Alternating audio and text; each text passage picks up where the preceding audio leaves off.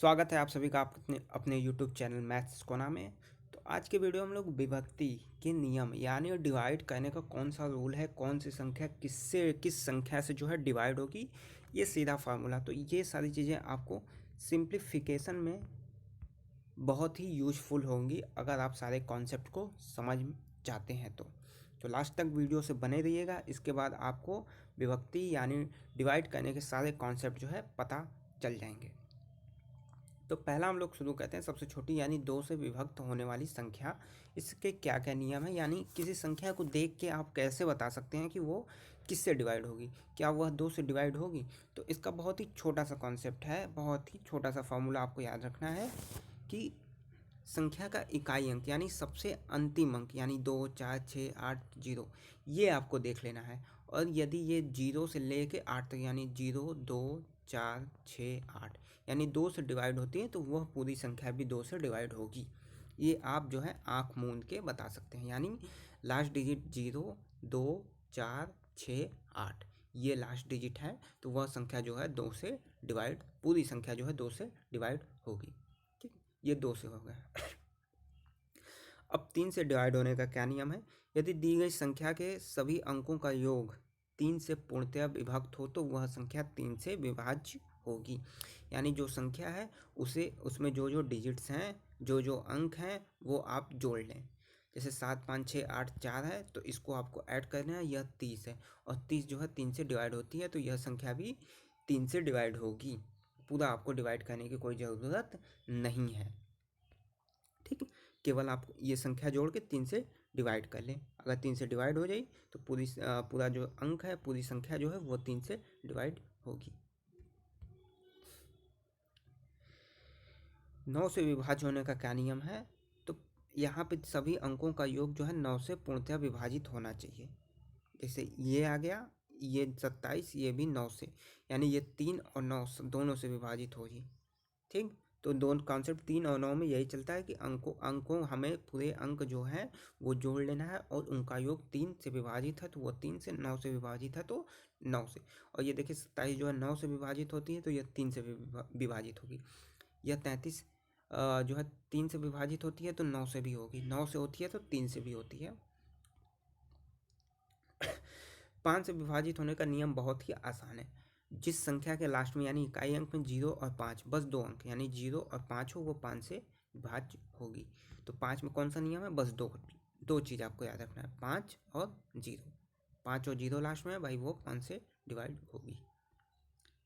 4 से विभाज्य होने का एक ही नियम है कि लास्ट दो डिजिट यानी इकाई का अंक और दहाई का अंक ये देख लीजिए, ये अगर 4 से विभाज्य है तो वह संख्या भी 4 से पूरी तरीके से विभाज्य होगी।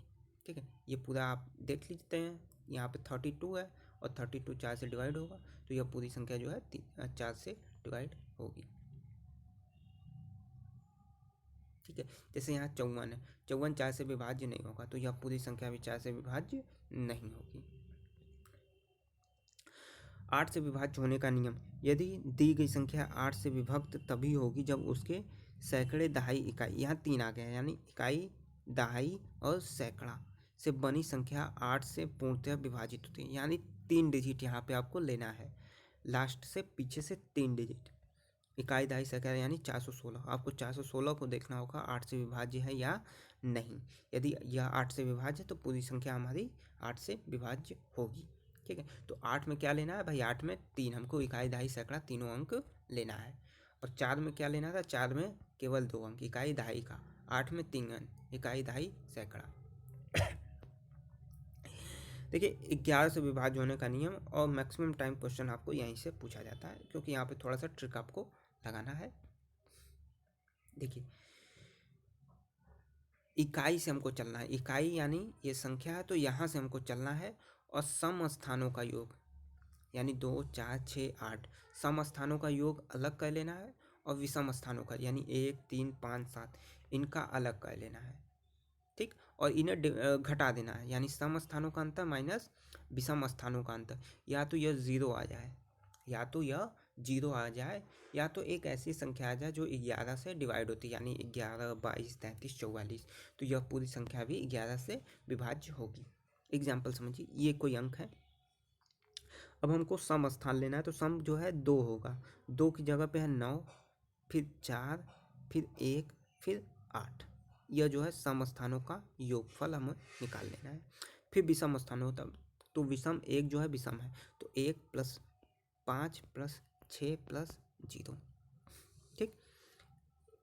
घटाएंगे 10 आएगा, जो 11 से विभाज्य नहीं, तो यह संख्या भी 11 से विभाज्य नहीं होगी।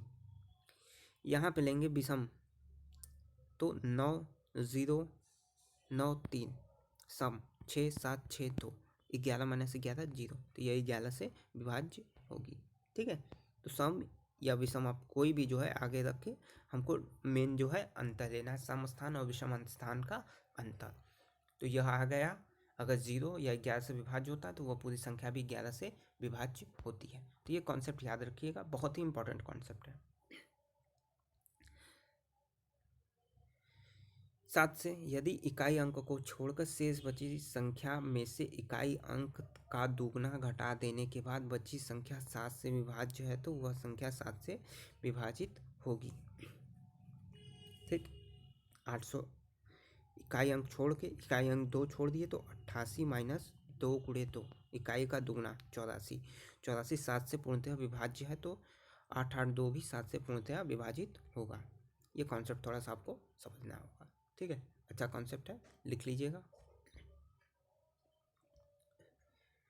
को प्राइम नंबर ए और बी ऐसी संख्या है जिनका HCF 1 है, तो वह जो है सब सह अभाज्य संख्याएं कहलाती है, ठीक है।